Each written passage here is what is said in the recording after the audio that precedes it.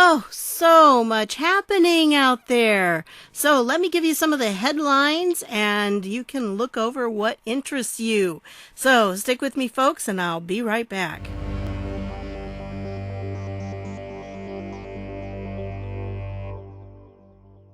Hey everybody, this is Deb with Truthification Chronicles, and I've got 26 tabs open, so I'm going to try to do them as fast as I can just to get them out there, but all the links will be down below like usual. You need to pick the ones that you think are the most interesting, and you can go more in depth in them.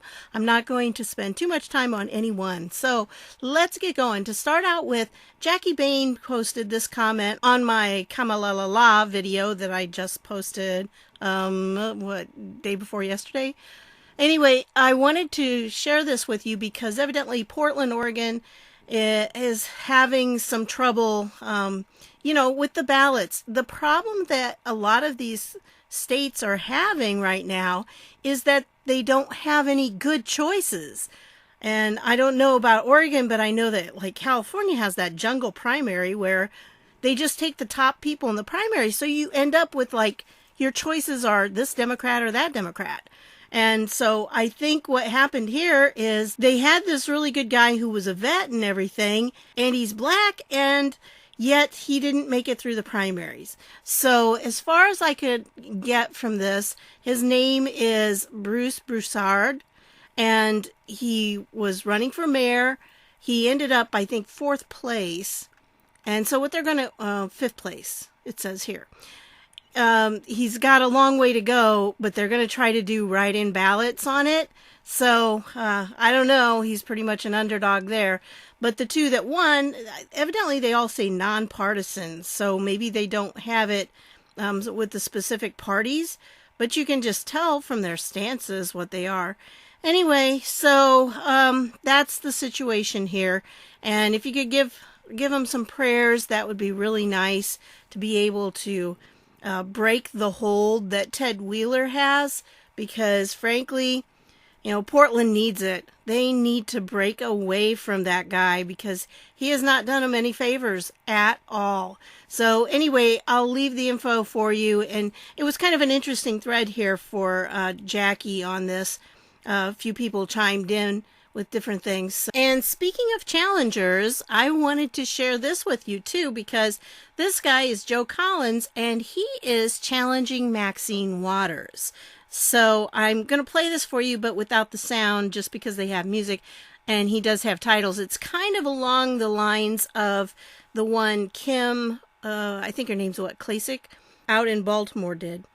Very similar, because it's mostly a walkthrough of the location and the district, and it's like, where has Maxine been? I mean, that was her mansion you saw, and he's saying, she doesn't even live here, but she represents this district. And he said, no, I live here. This is where I'm from, and let me show you what it's like. So he goes through, I mean, it's kind of a long video here, but he pretty much lays it all out and says, if you want change, she's not doing you any good. 44 years she's been around there. Has anything gotten better? No. And so I'm going to leave this so you can play the whole thing. I'll leave the link down below. It's 4 minutes long, but it's really a good ad. So I wanted to share that with you. Keep him in your prayers too, because if we could turn some of these districts, it would be amazing, especially like Maxine Waters. Boy, I'd love to see her out of a job. Well, this is James O'Keefe, and in this video he announces a defamation lawsuit against the New York Times because they have said that his video, the newest one with Omar and the ballot harvesting thing, was bogus and it was not real, it was made up. It just is so horrible that they do stuff like this. And they've won. I think Project Veritas has won like every lawsuit that they have put out there. So they are, in a winning mode, and I hope they win against New York Times for defamation. So that sounds good to me. Well, the big news for today is there was 94-page declassified FBI spreadsheet that now Horowitz had referred to a lot, but it wasn't really made public. So now we have it. And it's being gone through right now. I mean, it's taking the reporters a little bit of time, but they are starting to pick some things up on it. And I'll have a link to the actual spreadsheet if you want to see it. But here's what Sundance has to say about it, that it basically is showing FBI and Chris Steele collaborative use of media reporting. So I thought this was very interesting. This guy just creeps me out. I mean, just, oh, yeah. Anyway, down here, what it's talking about is that they have this whole setup. And if you look at it, he goes on, he talks about it. Steele then used the same information from Jones and Fusion in his dossier and cited the planted media reports. So see, they told the media things and the media wrote about it. And then they turned around and pointed at the media articles to support what they were saying. So it's like, we know it's true because, see, they reported on it. But you're the one that told them to report on that. You told them, you were the source for their article, they wrote the article, and then you turn around and you point to the article as why you're telling the truth. It's crazy. It's circular. And this is all the same that we've talked about before, the wrap-up smear. So the dossier is then provided to the FBI. The journalists then provide indulgences to the FBI as part of the collaboration. The FBI, specifically Lisa Page, Peter Strzok, and Public Information Office Mike Cortan, then leak the outcomes of the FBI dossier investigative processes to the same media that have reported on the originating material. It's all a big circle of planting and laundering the same originating false material, aka a wrap-up smear. So if you haven't seen that video, remember when you watch the wrap-up smear video, you really have to watch the one that's on psychological projection because they're tied. I mean, it's so much part of the same thing. So you've got to, watch them both. And especially that psychological projection, you're going to need that for the Amy Coney Barrett hearings that are coming up. So, yeah, I did watch that today. And it was pretty much, let me just summarize it for you. The Democrats were all, oh, she's going to take away Obamacare. And look at these poor people. Here's another poor person. They're going to lose their Obamacare. There was not a word in there about, hey, Obamacare is not constitutionally sound. That's why she would vote to replace it or to eliminate it. Why? Because it's not constitutional. And that's the whole point behind what she does as a judge. She looks at things and she compares them to what the Constitution says. But the Democrats did not say one word about the Constitution. Not at all today. Now, as I understand it, and probably by the time you see this, it will already be in progress. But I thought Lindsey Graham said at the beginning that they were going to have 30 minutes each to put their questions in. Now, I'm going to have a really hard time listening to 30 straight minutes of any of these Democrats, especially like Kamala or Mazie Hirono or, Dick Durbin or, just any of them. I can't think of one of them that I want to sit and listen to 30 straight minutes of, especially with their, nasty questioning that I'm sure is going to happen. So, pray for me tomorrow. I don't know. At least I will, I can kind of set it back a little bit so I can watch it at double speed. That's always nice. When you get double speed, it just takes half the time. So then it's only 15 minutes of listening to them. Oh, but anyway, I'm going to leave this article for you because here's the spreadsheet and here's the actual document itself, if you want to see it. It is redacted somewhat, but kind of lightly redacted. And it's a little hard to read unless you turn your head sideways or print it out and look at it that way. But this is the article again. Back here to the article. Come on. And if you go on, he lays it all out for you and he shows you exactly what he's talking about. But essentially, this is information laundering. All right? you know how they take money laundering and they put it through a process so that it ends up being, able to be used again, even though it's dirty money. They launder it through various channels. Well, that's essentially what they were doing with information here. They were laundering it. They took something dirty that really was not useful. It was not accurate. It was totally bogus. And then they laundered it so it would come out and look clean. So, yeah, that's what they did. And if you go through, he just tells you all the steps here. So you can follow it along if you want to. And he has a couple of really good graphics down here. And sections from, this is from the IG report about it, where they were talking about it. So it is definitely, this Devlin Barrett, he was part of it. He's from the Washington Post. So yeah, he was in the text messages here. And, it's obvious. This document right here says these journalists are guilty. They are just as guilty as these FBI agents. They were just as much a part of this. And here he has a nice graphic that you go through and you try to follow it. And it's circular. This is how it worked right here. So I'll leave this article down below so you can read through it. The plain and simple fact is it's really an indictment of the media.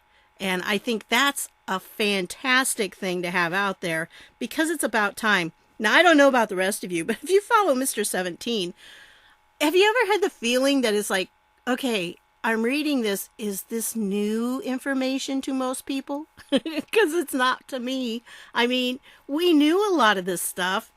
And it's just kind of weird that it's coming out now. And I have to stop and think, is this something that the general public knew?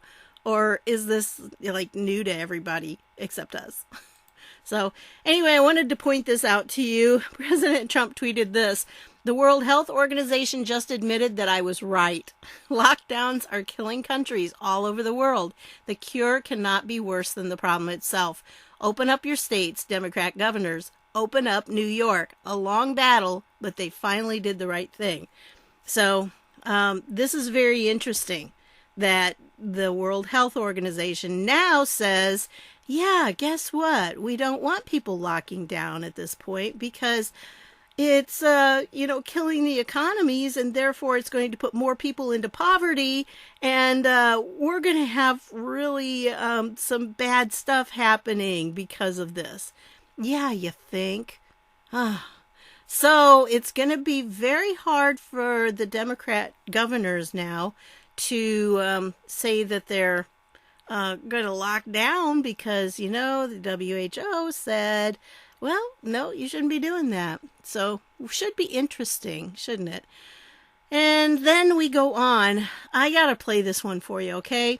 Because this guy, yeah, is not a Trump lover, that's for sure. So here you go. Trump can be and must be expunged. The hate he has triggered, the Pandora's box he has opened, they will not be so easily destroyed. So, let us brace ourselves. The task is twofold. The terrorist Trump must be defeated, must be destroyed, must be devoured at the ballot box. And then he and his enablers and his supporters and his collaborators and the Mike Lees and the William Barrs and the Sean Hannitys and the Mike Pences and the Rudy Giulianis and the Kyle Rittenhouses and the Amy Coney Barretts must be prosecuted and convicted and removed from our society while we try to rebuild it and to rebuild the world Trump has nearly destroyed by turning it over to a virus. Remember it, even as we dream of a return to reality and safety and the country for which our forefathers died, that the fight is not just to win an election, but to win it by enough to chase, at least for a moment, Trump and the maggots off the stage, and then try to clean up what they left. Remember it, even though to remember it means remembering that the fight does not end November 3rd, but in many ways will only begin that day. I mean, is that scary or what? And those kinds of things, those kinds of threats are out there. I mean, but it's us who's supposed to be stirring up the hatred. I just don't get it. That's just flat out and out hatred for us, for half of the country, more than half of the country at this point. So anyway, I wanted to share this with you because I thought this was interesting from Rasmussen reports. Since primaries were born in 1912, no incumbent has ever lost the general election after receiving 75% or more of the votes from their party in the primaries. Trump received 94% of all cast in the 2020 Republican primaries. Yeah, that's it. So I think that's going to still hold true. I don't see there's any way for him to lose unless they cheat badly. Anyway, I wanted to share this with you. I'm not going to go through this thread, but these are possible attempts on President Trump. And some of them I knew about, some of these I didn't know about. So now it does say possible attempts, so it doesn't necessarily mean they were, but some interesting coincidences. So I'll leave the link to this thread down below. It'll be under all 50 news for it. And then I wanted to share this with you because, yes, Pennsylvania, nearly 60,000 mail ballots unaccounted for in Trump-heavy county. Gee, I don't know. There are some people saying that maybe Trump people ought to actually use the mail-in ballots, but don't send them through the mail. Take them to a ballot drop-off box, because that way, you know, when they think that there's this red mirage, remember we talked about that in a previous video, where Trump will appear to win, and then, of course, all these ballots will come in, and they'll all be Democrat, and he will then lose after all those are counted. Well, wouldn't it be a big surprise if a lot of those mail-in ballots came out to be for Trump? I just personally don't trust the mail-in system, because I think when they have a ballot like that, it's too easy for them to toss it and to say, oh, you didn't sign it just right, or this is not valid, or that's not valid. You know, if I go to the machine and I put my vote in, I know it's been recorded. Now, that doesn't mean they can't mess with the machines, but at least I got a better chance. I think that's where I have my best chance. This, of course, he had a rally. I'm recording this on Monday night. This is the first one since he's been since he got sick. And he did excellent, man. He did awesome. And of course, people were lined up as far as you could see. So here's the article about it. And 90-degree weather, and yet people were lined up. Look at that. Big, long lines, which is very interesting. That's a very interesting one, too. But yeah, there they were. And I think that it's just important for us to realize the enthusiasm that goes with our president and the support for him. And then the lack of support, or actually, in this case, it was just kind of an opposite thing, because the Trump supporters did line up to greet Joe Biden when he arrived in Cincinnati. So here they all are with their signs, their Trump signs, and they're chanting, 4 more years and Trump, Trump, Trump and everything. And so Joe gets there and he has nobody. I don't know. In the pictures I've seen a few pictures, but I really didn't see much of Joe, any Joe supporters at all. All I saw were the Trump people. So I think that's really telling as well. Well, this guy right here, he says, this one down here, who is from CNN, this is a CNN reporter, and he says, Trump is still doing his Nobel Prize nomination thing, even though they awarded it to someone else on Friday. Okay, what an idiot. He was nominated for 2021 for the historic Mideast peace accords, ending the endless wars advocated by Biden et al., and the Serbia-Kosovo deal. You dishonest hack. That is true. And see, that's the thing. They just had some come out, but those were the ones that were nominated like a year ago. So his will be awarded next year in 2021. And, you know, he's nominated 3 times. So I think that is something to crow about. And yet this guy from CNN, they are just so full of hatred for Trump. So bad.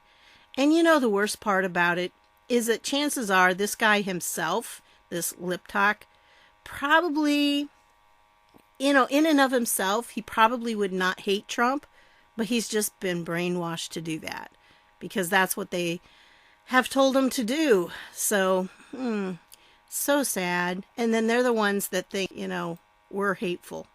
I don't know.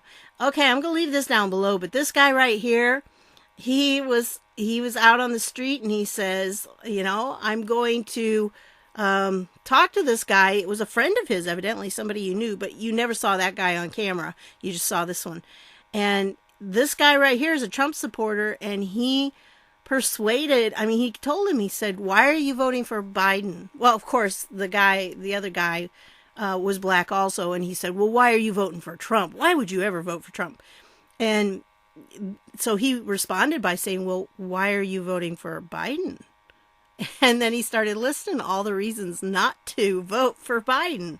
And they were pretty compelling, especially for those who are black. I mean, the black community has not benefited from Joe Biden at all. He's denigrated them.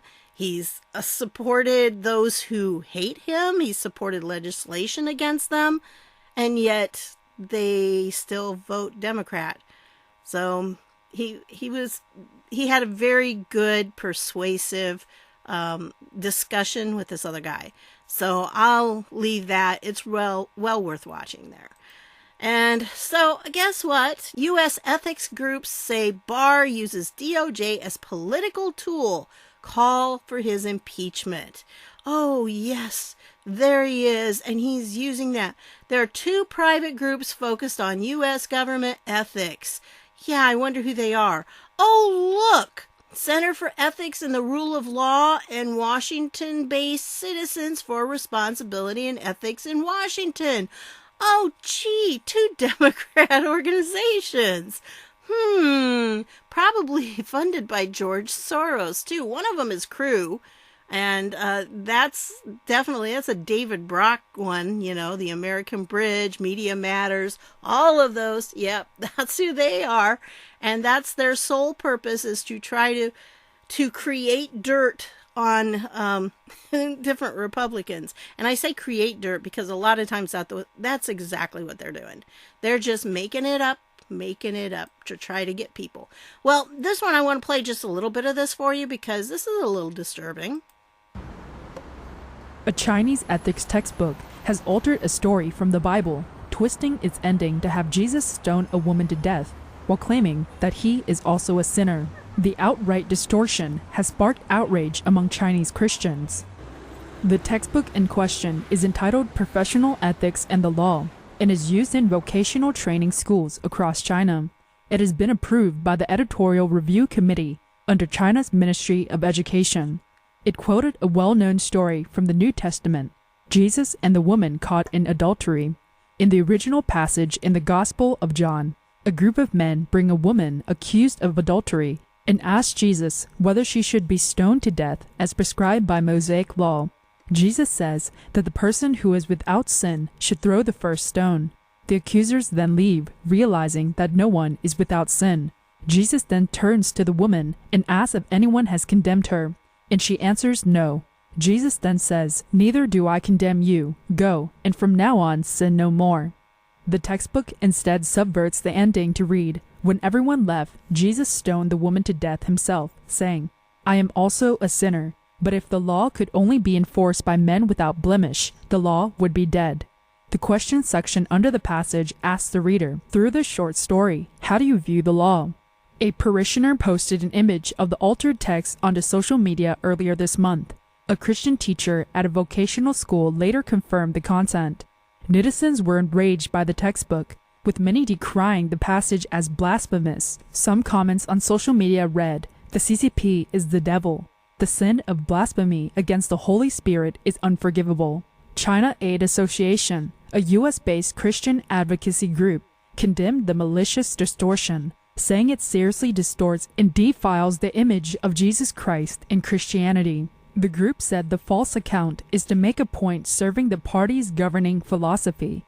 The CCP textbook infers that if only people without sin can enforce the law will become powerless. China Aid said in a statement, it implies that because illegal behaviors of China judicial officials in law enforcement are unavoidable, they should be tolerated. Yeah, so that's what they did. Yep. And for any of you who are Christians, you know that those couple of things that they altered are just horrendous. I mean, just horrible. You don't change that. Jesus was sinless because Jesus was God in the flesh. So yes, that really is a horrible thing that they did there.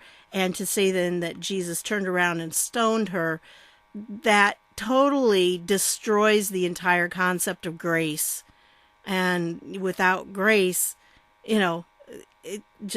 that's an integral part of Christianity. You have to have those two things, definitely. So for them to do that and then to use it to justify their corrupt officials, it's ridiculous. I'm not going to play the rest of this, but you really need to watch this because then it talks about President Trump getting the virus and how a lot of Chinese people were very upset about that and that they were praying for his recovery because they hope that through his actions in the next 4 years that he'll be able to bring about a freedom in China for them. And so it was very encouraging to hear that part. And some of them actually were more concerned about President Trump than some of our Democrat politicians. So sad to say, but true. This Breitbart article has the left-wing radicals post online guide to disrupting the country if the election is close. So yes, and this is kind of a continuation of what we've talked about before, but this is a Google Doc that you really need to read. It's being circulated by a group called Shutdown DC, and it is a plan for them that's going to cause a disruption. So they're planning it from many different points, so it stresses all the resources that we have. And that probably, it's very possible. When you take this link, it takes you to the document itself, and you can tell here that that's essentially what they're doing just from looking at their table of contents. That's what they're working on, and they've got some plans they're going to implement just in case Joe Biden loses. So be prepared, okay? Read through this. It's I forget how long it is, but it's a bit of a read, but it's worth reading. You need to know what they're up to, and it's in a lot of ways it's very similar to what they're calling for with that Transition Integrity Project, what they were talking about with that article too. So just be on the alert, okay? Now, in case you missed it, President Trump was on the Rush Limbaugh show, and he was there for 2 hours, I think he talked. Anyway, if you go here, you can actually watch it. So it has the article, and then you can go ahead, and it has it's a freebie version, and if you click on this, it'll show the whatever he calls it, the desk cam, the webcam, whatever. But it does show him, and you can watch Rush Limbaugh. At least you can't see President Trump because he was calling in. But, that's kind of Trump's signature thing. During the campaign, the Media Matters people were trying to get that to stop. And they put a lot of pressure on some of the news outlets because they didn't want him just to be able to call in and have interviews instead of actually going to the places, because the calling in was much easier. He didn't have to travel. He could be on a lot of different shows in a short amount of time. And it really was a brilliant strategy by President Trump. And so they put pressure on some of those media outlets to try to make them, stop, because they didn't want that to happen. And when you watch this video, when you get about 28 minutes and 30 seconds in, I want you to tell me, President Trump was talking about the Ukraine call, and I couldn't tell if he said there were 5 men that he hadn't met who tried to get him to make the call, or if it was he was talking about the Ukrainian president that he hadn't met that he was, going to call. They don't, like impeaching on a phone call. Never forget, sir, did you call the president of Ukraine? Yeah, I did. Why? Just to congratulate. I had 5 guys begging me to call him to congratulate. I never met him before. What do I care? Right. But it sounded to me like he didn't want to make the call, and there were 5 people around him who urged him to do so. So I'm kind of wondering if the Ukrainian call was a setup. I mean, I don't know if it was or not. Maybe he just said that he hadn't met the Ukrainian president. I couldn't tell if he said I hadn't met him or them. So, listen to it. It's at 28, somewhere between 28:30 to 28:46, somewhere in there. And that's where he said it. So let me know what you think on that. Okay? So anyway, I'll leave this down below. If you didn't get to hear it, it's about 2 hours long. Well worth listening to. There are no commercial breaks. He didn't do any commercial breaks during it, and he went straight. Usually his show is 3 hours long, so he did keep the last hour for like phone calls and stuff. But 2 straight hours. The man is back. I mean, President Trump has to be well, because if he had any lung issues or anything like that, there's absolutely no way he'd be able to do this. And he spoke coherently. He was off the cuff. It was just conversational, and then you look at Joe Biden reading things off a teleprompter, and then he gets them wrong. He had a really bad day today because he had several things. He couldn't remember Mitt Romney's name. What else? He said he was running for the Senate again, and something else. He had another glitch. Even his Twitter account didn't know where he was, and this was from October 12th, which is today, and the tweet says, "I'm in Erie, Pennsylvania to discuss my plans to build back better. Tune in." And then this one says he's actually in Toledo, Ohio. And so even Joe Biden's Twitter account doesn't know what state Joe is in. I think that's pretty good. And then a little funny here. I thought this was fun from the Babylon Bee. Remember, it's a satire, parody site, so they're supposed to be funny, okay? They're not. It's not news. It's parody. And so Democrat proposing to his girlfriend says he won't reveal position on adultery until after the wedding.